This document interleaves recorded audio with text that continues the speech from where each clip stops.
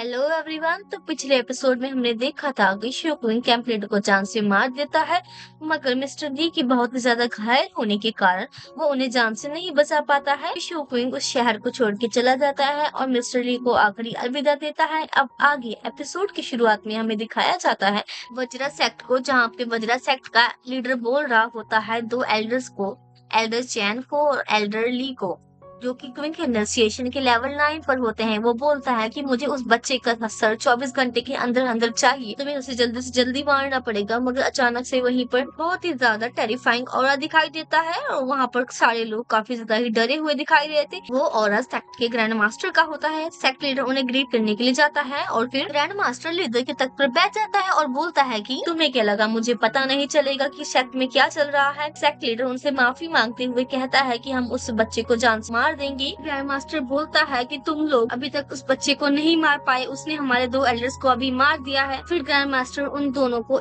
दो स्पेल्स देते हैं और कहते हैं कि एक ट्रैकिंग स्पेल है और एक डिफेंस स्पेल है। जब वो तुम्हारे पास है तो मुझे इन्फॉर्म करना, उस बच्चे को मैं खुद ही जान से मारूंगा। सीन शिफ्ट होता है और हमें शोकुइन को फॉरबिडन फॉरेस्ट में दिखाया जाता है। वो व्हाइट एलेक्सिस का इस्तेमाल करके अपनी मास्टर की रेसिपी के साथ एक पिल्स को रेडी करता है। वो उस पिल को बाहर पिंजरे में रखे हुए एक बीस्ट को खिलाता है। वो बीस्ट बहुत ही ज्यादा तड़पने लगता है, उसकी पूरी बॉडी में पॉइजन फैल जाता है और वो जान से मर जाता है। फिर शोकुइन बोलता है कि इस पिल में अभी बहुत ही ज्यादा एनर्जी है। वो उन्हें उन पिल्स को ब्लैक पिल का नाम देता है और फिर शोकुइन को कहता है कि मुझे लगता है कि बजट सेक्ट मेरा ऐसे पीछा नहीं छोड़ने वाली है, तो मुझे बहुत ही सावधान रहने पड़ेगा। शोकुइन हमें बताता है कि वो टोकन का इस्तेमाल करके नियरेस्ट सिटी में जाने वाला है। शोकुइन वहाँ से हमें दिखाया जाता है कि फॉरबिडन एरिया में जाता जा रहा होता है। अचानक से दो एल्डर हमें उड़ते हुए दिखाई देते हैं। शोकुइन वहाँ पर पेड़ के पीछे छुपने की कोशिश करता है, मगर वो एल्डर उन्हें देख लेते हैं। फिर रेड हेयर वाला एल्डर शोकुइन के ऊपर अपने खंजर को फेंकता है, मगर शोकुइन उससे बाल बाल बच जाता है। फिर वो शोकुइन देखकर हैरान हो जाता है कि वो दोनों के दोनों एल्डर ही कंडेंसेशन की लेवल 9 पर होते हैं। फिर दूसरा आदमी शोकुइन के ऊपर अपने तौर से हमला कर देता है। शोकुइन उसे रोकने की कोशिश करता है, मगर वो कुछ नहीं कर पाता। वो काफी ज्यादा ही घायल होकर नीचे गिर जाता है। फिर वो सोचता है कि मैं काफी घायल भी हो चुका हूँ और ये कंडेंसेशन की लेवल 9 पर है,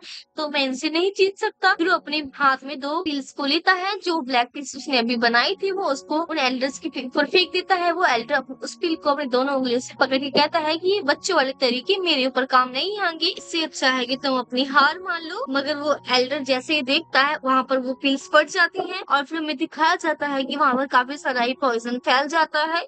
वो दोनों के दोनों एल्डर्स पॉइजन में घिर चुके थे, मगर वो भी कंडेंसेशन लेवल 9 की होने के कारण उनको कोई खास फर्क नहीं पड़ रहा था। शोकुइन ये मौका देखकर वहाँ से भागने लगता है। वो बोलता है कि मैं इनसे लड़ तो नहीं सकता, मुझे जल्दी से जल्दी ब्रेक थ्रू करना पड़ेगा ताकि मैं टेलीपोर्टेशन एरिया तक पहुँच के दूसरी सिटी में जा सकूं। और फिर शोकुइन वहाँ पर भागने लगता है। वो तियान्यू सिटी की तरफ जाता है ताकि वो वहाँ पर छुप सके। फिर हमें दिखाया जाता है शोकुइन को वो एक घर में बैठा होता है और वहाँ पर कल्टीवेशन करना शुरू करता है। फिर शोकुइन सिटी चीफ की माउंटेन टेक्निक का इस्तेमाल करके फोर्सफुली ब्रेक थ्रू करना शुरू कर देता है। वो ब्रेक थ्रू कर लेता है और वो कंडेंसेशन के लेवल 7 पर पहुंच जाता है। फिर हमारा सीन शिफ्ट होता है और हमें एल्डर को दिखाया जाता है। एल्डर वहीं पर शोकुइन को ढूंढ रहा होता है उसे जान से मारने के लिए, मगर शोकुइन अचानक से ही पीछे से आके उसे धप्पा दे देता है, उसे किक करने की कोशिश करता है, मगर एल्डर उसे अपने स्पॉट से डॉज कर लेता है।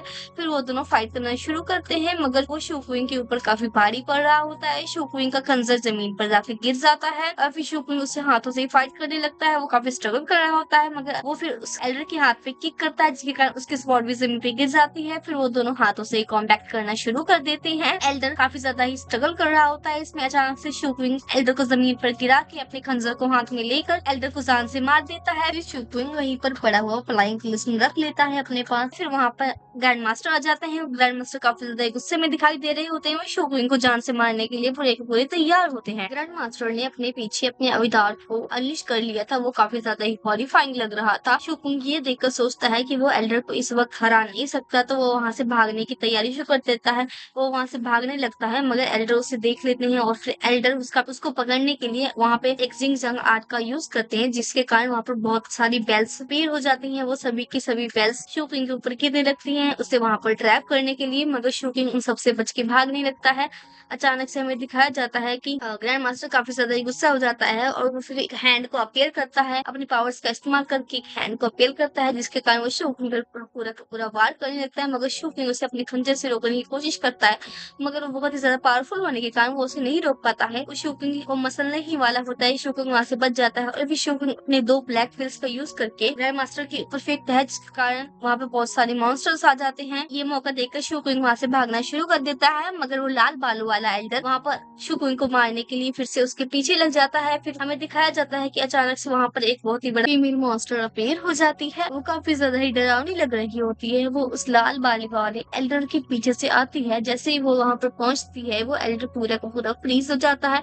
उसके सभी के सभी सर उस एल्डर को कवर कर लेते हैं और उसकी एनर्जी को अब्सॉर्ब करना शुरू कर देते हैं। वो एल्डर यहाँ से छूटने की कोशिश कर रहा होता है, मगर वो उन मॉन्स्टर से नहीं बच पा रहा होता है। फिर हमें दिखाया जाता है कि वो एल्डर जान से मर जाता है। फिर हमें दिखाया जाता है कि वो मॉन्स्टर शोकिंग की तरफ जाने लगती है, मगर जैसे ही वो शोकिंग के पास पहुंचती है, शोकिंग के हाथ पैर हिलना बंद हो जाते हैं और वो अपनी जगह पे फ्रीज हो जाता है। हमें दिखाया जाता है कि वो शोकिंग के चेहरे को ध्यान से देखती है, उसके बाद वो उसे इग्नोर करके वहां से आगे बढ़ने लगती है।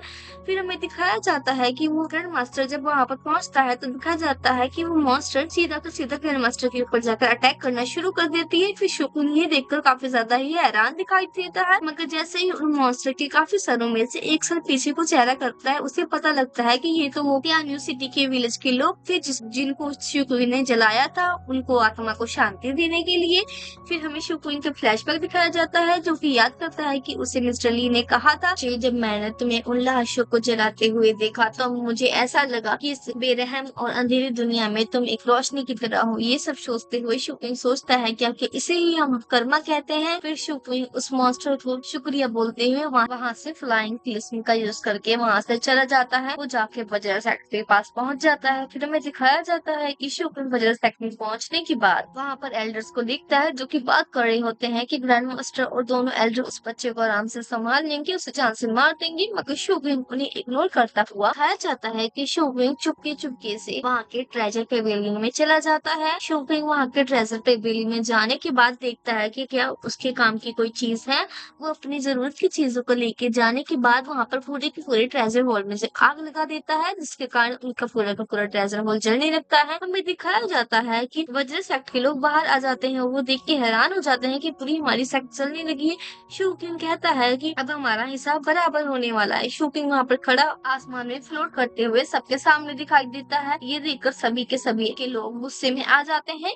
शोकिंग वहाँ पर खड़ा होकर अपने पावर को अनलीश करता है, जिसके कारण उसका बहुत ही बड़ा सा अवतार वहाँ पे अपीयर हो जाता है। शुकुन के हाथ में स्वॉर्ड अपीयर हो जाती है और वो वहाँ पर उनके ऊपर स्ट्राइक करने के लिए तैयार हो जाता है। वज्र सेक्ट के एल्डर्स भी शील्ड बनाना शुरू कर देते हैं। शुकुन स्ट्राइक करता है, मगर वो शील्ड से उसे रोकने की पूरी कोशिश करते हैं, मगर वो शील्ड कुछ ही मिनटों में टूट जाती है और हमें दिखाया जाता है कि सेक्ट मास्टर का पूरा हाथ गायब हो जाता है। और फिर शुकुन ये करने के बाद वहाँ से चला जाता है। फिर जब ग्रैंड मास्टर वहाँ से मॉन्स्टर्स के लड़ने के बाद अपने सेक्ट पर पहुँचते हैं तो वो देखकर हैरान हो जाते हैं कि उनका पूरी की पूरी सेक्ट जल के राख हो चुकी थी और वो पूरी की पूरी तहस नहस हो गई थी। फिर हमें शुकुई का सीन दिखाया जाता है, जो कि अपनी पूरी सिटी को आसमान में उड़ता हुआ देखते हुए जा रहा होता है। फिर वो टेलीपोर्टेशन एरिया के पास पहुँच जाता है, जो कि लुयाओ सिटी में होता है। फिर शुकुई वहाँ पर गार्ड को अपना टोकन दिखाकर टेलीपोर्टेशन एरिया में चला जाता है। फिर हमें दिखाया जाता है शुकुई बोलता है वज्र सेक्ट हम दोबारा जरूर मिलेंगे। इसी के साथ हमारा ये एपिसोड खत्म हो जाता है। देखेंगे अब शुकुई की जर्नी कैसे स्टार्ट होती है, ये जानने के लिए मेरे चैनल को लाइक कीजिए और वीडियो को सब्सक्राइब कीजिए। और माफ करिएगा, वीडियो को लाइक कीजिए और चैनल को सब्सक्राइब कीजिए। Thank you for watching.